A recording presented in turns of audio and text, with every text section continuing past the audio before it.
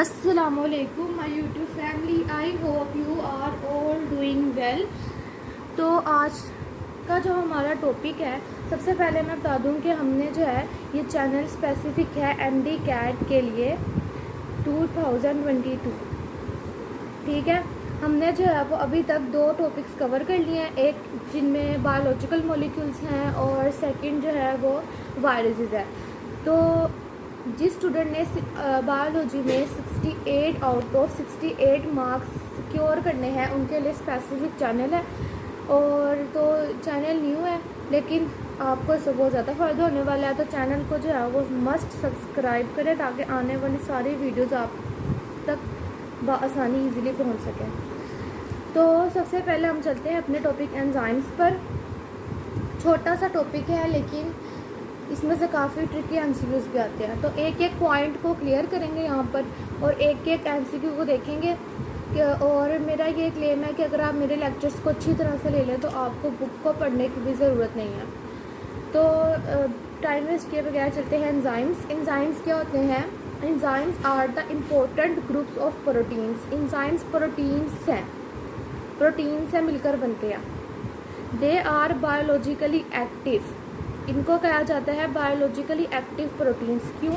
हमारी बॉडी में क्या हो रही होती है? हमारी बॉडी में हो रही होती है मेटाबॉलिज्म। मेटाबॉलिज्म क्या है? Chemical reactions. हमारी बॉडी में मिलियंस ट्रिलियंस केमिकल रिएक्शंस होते हैं। एंजाइम्स क्या करते हैं? एंजाइम्स ऑर्गेनिक कैटालिस्ट हैं, बायोलॉजिकली एक्टिव है, जो कि उन रिएक्शंस को बहुत ज़्यादा फास्ट कर देते हैं और वो रिएक्शंस जो हैं वो बहुत तेज़ी से होते हैं और हमारी बॉडी का जो है वो निज़ाम सिस्टम चल रहा होता है, मेटाबॉलिक प्रोसेसेस चल रहे होते हैं। अगर एंजाइम्स ना हो तो वो जो रिएक्शंस हैं वो बहुत स्लो हो और इवन लाइफ भी पॉसिबल ना हो। तो एंजाइम्स को कहा जाता है कि प्रोटीन से मिलकर बनते हैं, बायोलॉजिकली एक्टिव हैं, ऑर्गेनिक कैटलिस्ट है, ये केमिकल रिएक्शंस को बहुत स्पीड अप करते हैं और लाइफ प्रोसेसेस को पॉसिबल बनाते हैं। एंजाइम्स अब किससे मिलकर बनते हैं? Enzymes are made up of more than 100 amino acids. Enzymes जो हैं वो 100 अमाइनो एसिड्स से भी ज़्यादा, 100 से भी ज़्यादा अमाइनो एसिड्स से मिलकर बनते हैं, यानी क्योंकि ये प्रोटीन्स हैं और प्रोटीन्स का बिल्डिंग ब्लॉक क्या है? Amino acids. तो एंजाइम्स जो हैं वो अमाइनो एसिड्स से मिलकर बनते हैं।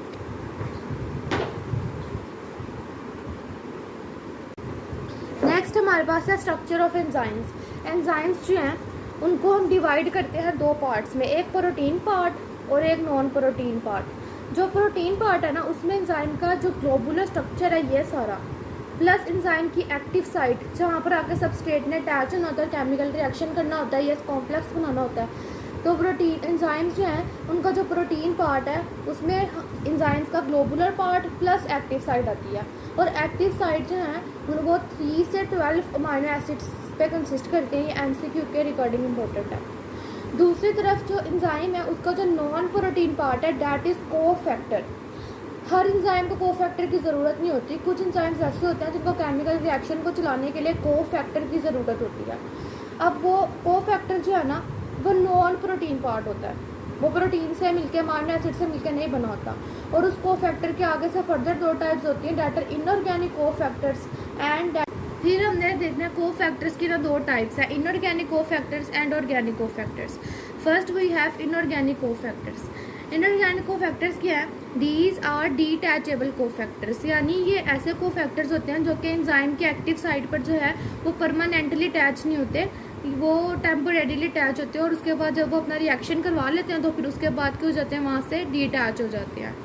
उसके अलावा ये कब अटैच होते हैं? जब enzyme attach after substrate attach with the enzyme.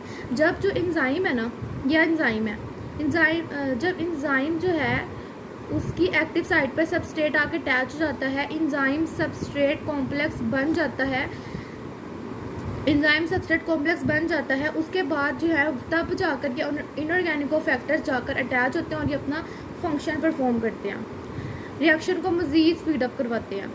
अब ये इनके एग्जांपल्स क्या हैं? ये कौन से कोफैक्टर्स हैं? These are inorganic cofactors. तो इसके अंदर मेटल आयंस आते हैं लाइक जिंक, आयरन, मैग्नीशियम। फिर एक एग्जांपल लेके एमसीक्यू इसके लिहाज से इंपॉर्टेंट है। एक एंजाइम है हेक्सोकाइनेज, इसके लिए कौन सा कोफैक्टर, इनऑर्गेनिक कोफैक्टर कौन सा होता है स्पेसिफिक? जो कि इस एंजाइम के साथ आकर अटैच होता है, डेटर मैग्नीशियम। और एक एंजाइम है अमाइलेज। इसके लिए कौन सा एंजाइम ये एक एंजाइम है, इसके लिए कौन सा कोफैक्टर स्पेसिफिक है, दैट इज क्लोराइडाइन। और ये कौन से कोफैक्टर्स हैं, that are inorganic cofactors, that are detachable cofactors. Next हमारे पास है ऑर्गेनिक कोफैक्टर्स। ऑर्गेनिक कोफैक्टर्स हमारे पास इनकी दो टाइप्स हैं, that are coenzymes and prosthetic group. Coenzymes क्या हैं, कोएंजाइम्स जो होते हैं ये ऐसे ऑर्गेनिक कोफैक्टर्स हैं जो कि लूजली अटैच होते हैं, विटामिन से मिलकर बनते हैं। और इनके अंदर जो एग्जांपल्स आती हैं वो आती हैं NAD, FAD and ATP, nicotinamide dinucleotide, flavinamide dinucleotide and adenosine triphosphate. ये कौन से कोफैक्टर्स हैं, ये ऑर्गेनिक कोफैक्टर्स हैं और उनकी कौन सी टाइप्स है, कोएंजाइम्स, यानी जो कि लूजली अटैच होते हैं। फिर उसके बाद आते हैं प्रोस्थेटिक ग्रुप। प्रोस्थेटिक ग्रुप जो है, प्रोस्थेटिक ग्रुप ये टाइटली बाउंड होता है और इसके अंदर किसके साथ, एंजाइम्स के साथ ही टाइटली बाउंड होगा। और एग्जांपल इसके अंदर आएगी heme portion of haemoglobin and myoglobin, oxidase enzymes, oxidases and cytochromes. ये सारे जो है वो बायोएनर्जेटिक्स के चैप्टर में आ। तो आपने बस जस्ट ये याद रखना कि कोफैक्टर क्या है आपके पास, ऑर्गेनिक कोफैक्टर्स क्या है, इनऑर्गेनिक कोफैक्टर्स क्या है, और इनकी एग्जांपल्स याद रखने। जैसे कोएंजाइम है, ये लूजली अटैच होगा, विटामिन से मिलकर बनता है और इसकी एग्जांपल्स हैं NAD, FAD and ATP। Prosthetic group tightly bound होता है। एग्जांपल्स में क्या आता है कि जो हीम पोर्शन होगा हीमोग्लोबिन का, हीमोग्लोबिन ब्लड प्रोटीन है, प्रोटीन वाले चैप्टर में पढ़ाया भी है। मायोग्लोबिन मसल प्रोटीन है जो कि मसल्स को ऑक्सीजन सप्लाई करती है with the help of RBCs। तो मायोग्लोबिन और ऑक्सीडेजिस एंजाइम्स है प्लस साइटोक्रोम्स हैं। फिर उसके बाद आता है enzymes on the basis of cofactor. Cofactor के लिहाज से एंजाइम्स की दो टाइप्स हैं, एक है एपो एंजाइम और एक है होलो एंजाइम। अगर वो एंजाइम जिसके पास, क्योंकि मैंने बताया कि कोफैक्टर हर एंजाइम को ज़रूरत नहीं होती, वो एंजाइम जिसको कोफैक्टर की ज़रूरत होती है, जो कोफैक्टर यूज़ करता है केमिकल रिएक्शन को स्पीड अप करने के लिए, वो होलो एंजाइम्स हैं। और वो एंजाइम जो कि कोफैक्टर यूज़ नहीं करते, उनको कोफैक्टर की ज़रूरत नहीं होती, वो एंजाइम्स कौन से हैं, एपो एंजाइम्स। नेक्स्ट हमारे पास है कैरेक्टरिस्टिक्स ऑफ एंजाइम्स। एंजाइम्स की कैरेक्टरिस्टिक्स क्या हैं कि enzymes are the important groups of proteins. Enzymes जो हैं वो इम्पोर्टेंट ग्रुप्स ऑफ प्रोटीन्स है। आपको स्टार्टिंग में बताया कि ये प्रोटीन से मिलकर बनते हैं। Then enzymes increase the rate of chemical reaction. जाहिर बात है ये हमारी बॉडी में बहुत ज़्यादा हो रहे होते हैं मेटाबॉलिक प्रोसेसेस, और उन मेटाबॉलिक प्रोसेसेस को, हमारी बॉडी में बहुत सारे मेटाबॉलिक प्रोसेसेस होते हैं जिनको स्पीड अप करना बहुत ज़रूरी है। अगर वो स्पीड अप ना होंगे तो लाइफ प्रोसेसेस जो होंगे वो रुक जाएंगे। तो एंजाइम्स जो होते हैं वो इंक्रीज़ करते हैं किसको, रेट ऑफ केमिकल रिएक्शन को स्पीड अप करते हैं। Third is enzymes are specific in their action. Enzymes जो हैं वो अपने स्पेसिफिक होते हैं, यानी इसका मतलब ये है कि स्पेसिफिक एंजाइम्स जो हैं वो स्पेसिफिक एंजाइम जो है वो स्पेसिफिक सबस्ट्रेट को अपने साथ अटैच करेगा और स्पेसिफिक केमिकल रिएक्शन में पार्टिसिपेट करेगा। All enzymes are proteins except ribozyme. तमाम एंजाइम्स प्रोटीन्स हैं राइबोजाइम के अलावा, क्योंकि राइबोजाइम जो है वो एक RNA है, वो प्रोटीन नहीं है। उसके अलावा enzymes are sensitive to, enzymes जो है वो सेंसिटिव होते हैं to pH, substrate and temperature concentration. ये हम आगे बढ़ेंगे। Enzymes need cofactor for proper functioning. कुछ एंजाइम्स को, सम एंजाइम्स, ऑल एंजाइम्स नहीं, some enzymes need cofactor for the proper functioning. And enzyme lowers the activation energy of the chemical reaction. Activation energy क्या होती है, वो energy जो कि reaction को स्टार्ट करती है, उसको कहते हैं एक्टिवेशन एनर्जी। तो ये आपने कैरेक्टरिस्टिक्स ऑफ एंजाइम्स याद रखनी है। नेक्स्ट है हमारे पास एब्सोल्यूट स्पेसिफिसिटी ऑफ एंजाइम्स।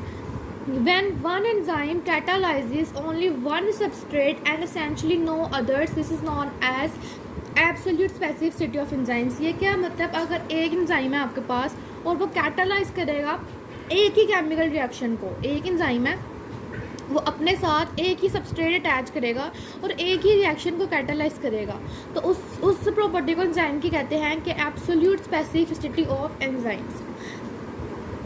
उसके बाद कुछ, क्योंकि मैंने क्या है कितने लेक्चर्स पढ़ हैं, क्योंकि मैं बुक्स की लाइंस भी मेंशन करती हूँ, इंपॉर्टेंट MCQs भी बताती हूँ और सारे पॉइंट्स एंड जो होते हैं इंपॉर्टेंट हेडिंग्स वो भी क्लियर हो जाती हैं।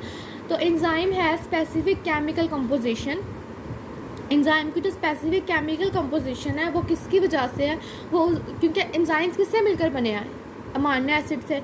तो अमाइनो एसिड्स की वजह से और उनकी जो स्पेसिफिक एक शेप है ना, उसकी वजह से एंजाइम्स की स्पेसिफिक केमिकल कंपोजिशन है। Functional specificity of enzymes depend करती है एंजाइम की केमिस्ट्री पे और एंजाइम की कॉन्फ़िगरेशन। केमिस्ट्री मतलब कि वो किससे मिलकर बने हैं, एंड कॉन्फ़िगरेशन के उनकी शेप और स्ट्रक्चर क्या है। नेक्स्ट है factors affecting the rate of chemical reaction. First, enzyme concentration. Enzyme concentration is directly proportional to the rate of reaction. Enzyme concentration अगर बढ़ेगी, रेट ऑफ रिएक्शन भी बढ़ेगा, लेकिन कंडीशन क्या है, जब सबस्ट्रेट अनलिमिटेड हो। जब आपके पास अनलिमिटेड सबस्ट्रेट हो तब ये कंडीशन जब हो आपके पास, तब ये वाला एप्लीकेबल है फॉर्मूला के एंजाइम की कंसंट्रेशन बढ़ेगी, रेट ऑफ केमिकल रिएक्शन बढ़ेगा। लेकिन जब आपके पास सबस्ट्रेट अनलिमिटेड हो, जब आपके पास सबस्ट्रेट ही लिमिटेड होंगे तो पहले तो रिएक्शन जो है वो स्पीड अप होगा, बढ़ेगा, क्योंकि एंजाइम की कंसंट्रेशन बढ़ेगी, रेट ऑफ केमिकल रिएक्शन बढ़ेगा। लेकिन अब क्या है कि सबस्ट्रेट खत्म हो गया, लिमिटेड है, तो आप एंजाइम की कंसंट्रेशन जितनी मर्जी बढ़ा ले, रिएक्शन पे कोई फ़र्क नहीं पड़ेगा, आपको रिएक्शन इंक्रीज होगा ही नहीं।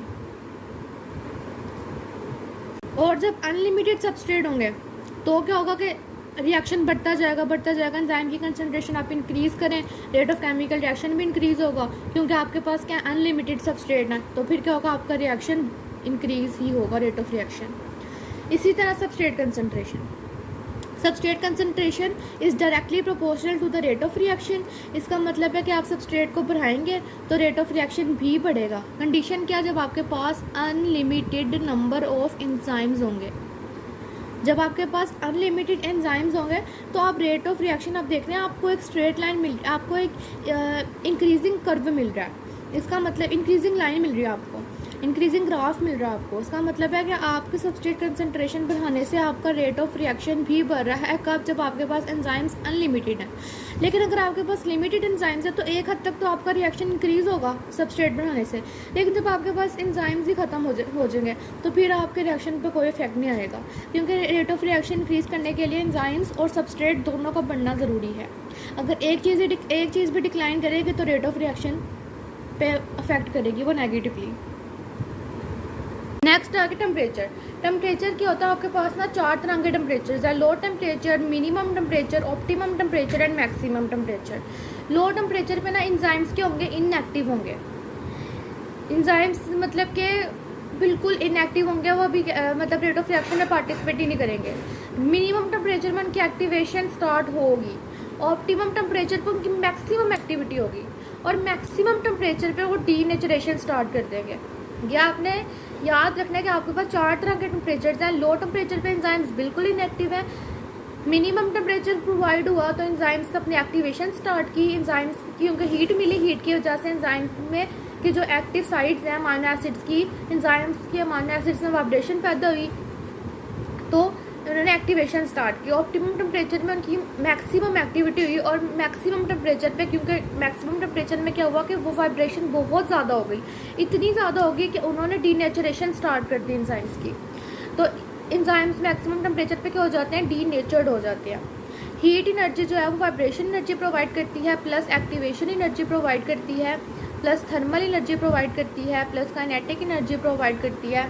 उसके अलावा अगर हम ये ग्राफ देखें, ये आपकी बुक में बना हुआ है एंजाइम्स वाले चैप्टर में, कि सेम वही बताया हुआ है, मैंने इसी ग्राफ को इसमें एक्सप्लेन कर दिया कि लो टेम्परेचर पे एंजाइम्स इनएक्टिव थे, मैक्सिमम थोड़ा सा टेम्परेचर इंक्रीज हुआ, मिनिमम टेम्परेचर हुआ तो एंजाइम्स एक्टिव की एक्टिवेशन स्टार्ट हुई, एंजाइम्स एक्टिव हो गए।